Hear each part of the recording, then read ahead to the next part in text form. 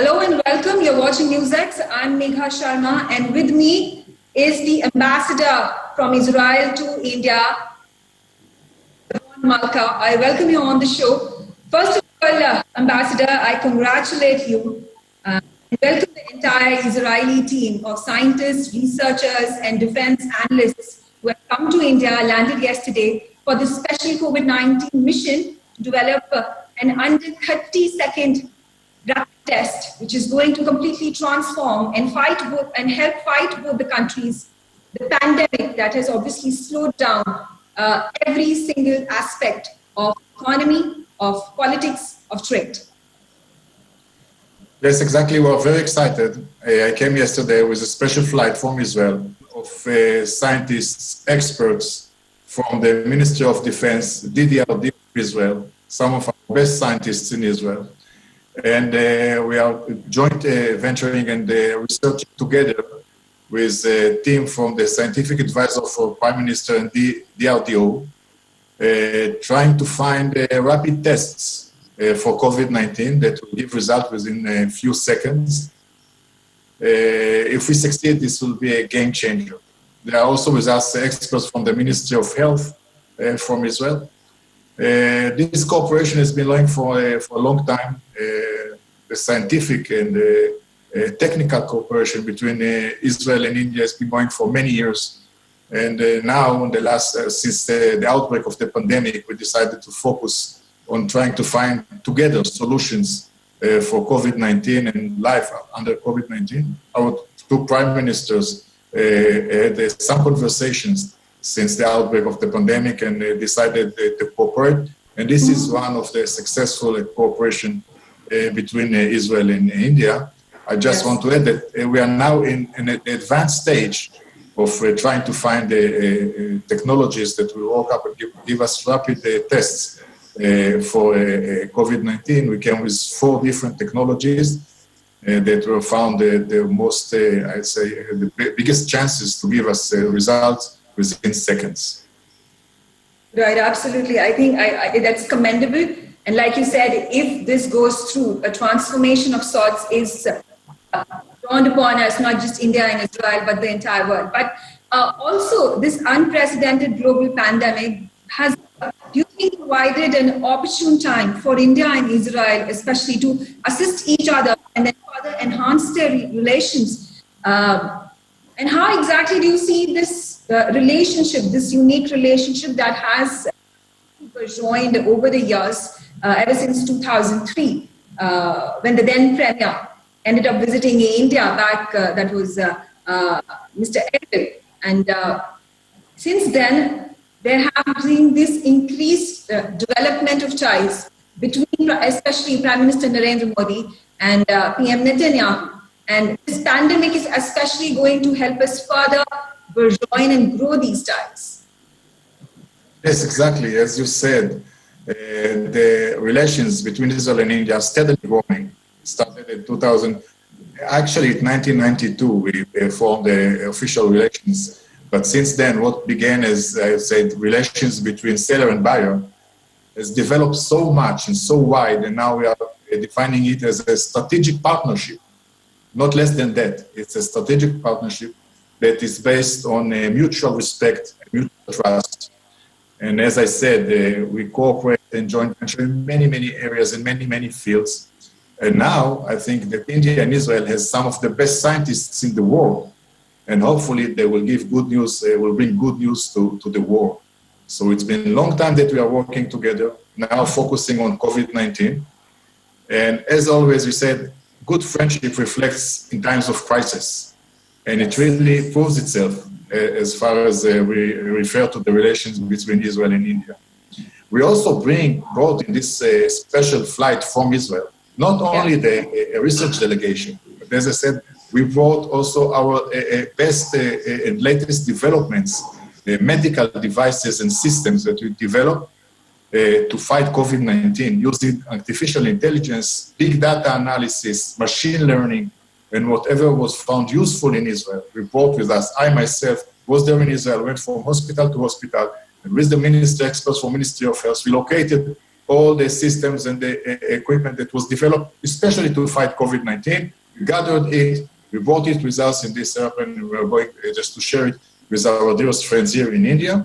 Yeah. And we also brought in this flight advanced respirators that are export banned in Israel. Since also Israel is fighting the COVID-19, now is the second wave, but we got a special waiver for our precious friend India, and we brought these respirators with us in this special flight. Absolutely, and back in April as well, where India had gone ahead and shipped a consignment of medical equipment and diagnostic equipment, and as well as the very, very crucial hydroxychloroquine. And this, as a reciprocal effort by Israel, is going to be obviously admired and appreciated both sides. But besides this medical equipment, there is also, ways and also scope of developing further relationship between Israel and India when it comes to trade, especially when it comes to agriculture that has been happening, R&D, there is water that needs to be actually explored. That's that particular side.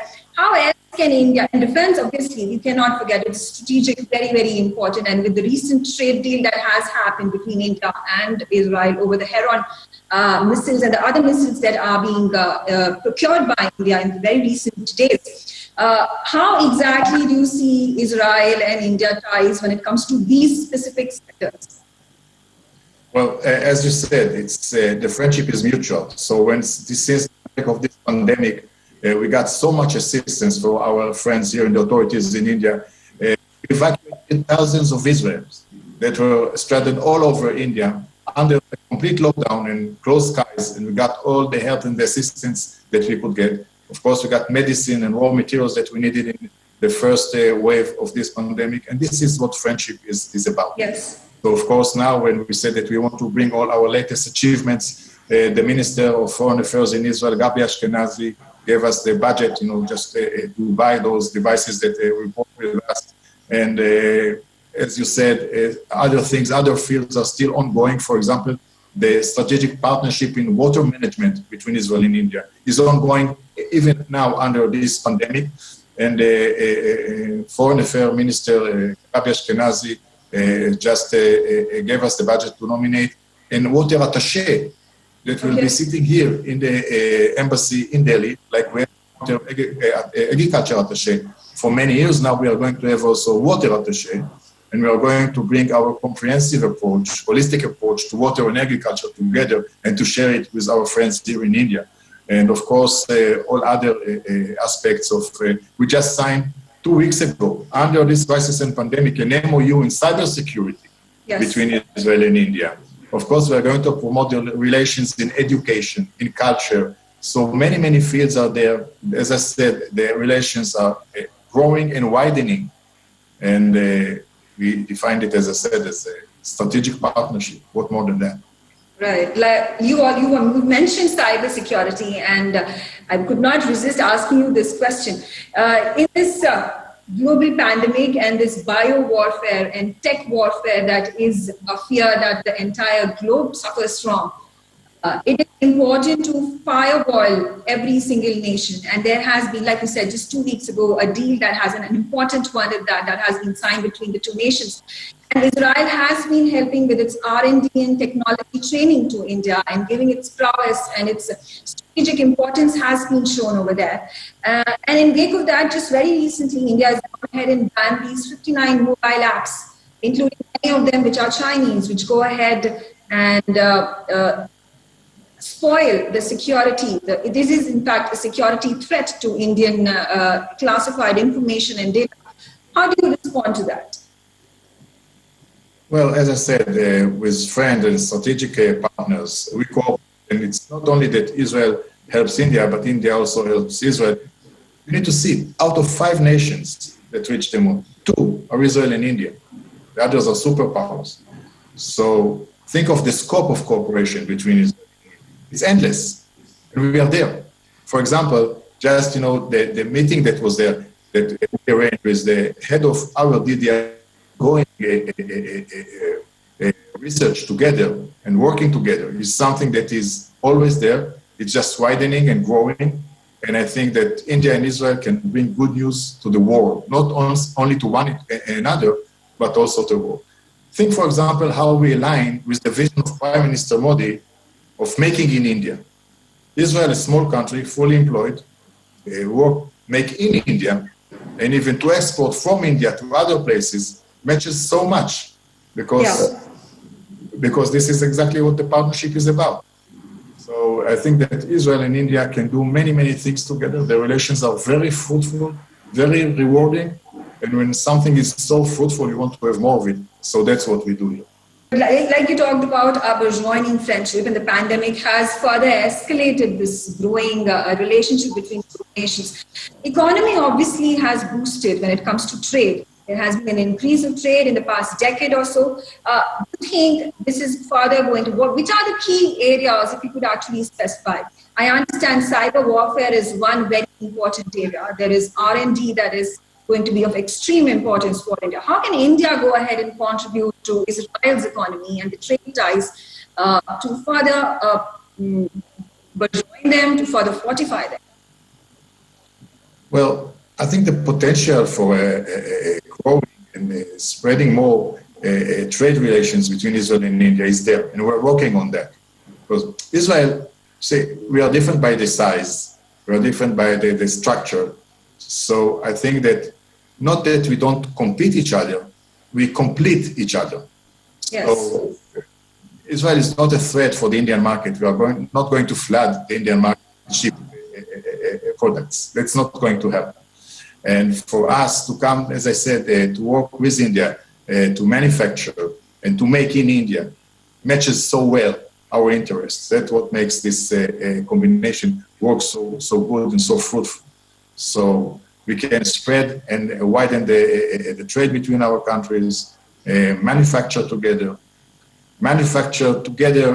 on Indian soil and export to other countries, because if India wants to become a $5 trillion economy, which it will, it needs to widen and to improve its export, and we want to be part of it. And we have this, I'd say, broader vision that we see. You talked about the wars and tension in the world.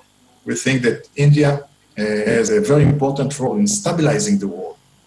So for us to see India getting stronger is something that matches so much our vision, because we want to see India stronger, taking a bigger and bigger role in stabilizing the world, the international arena. So for us, it matches so well. So the scope is endless. Right, absolutely. Let's also talk about this vaccine race that is raging across the globe.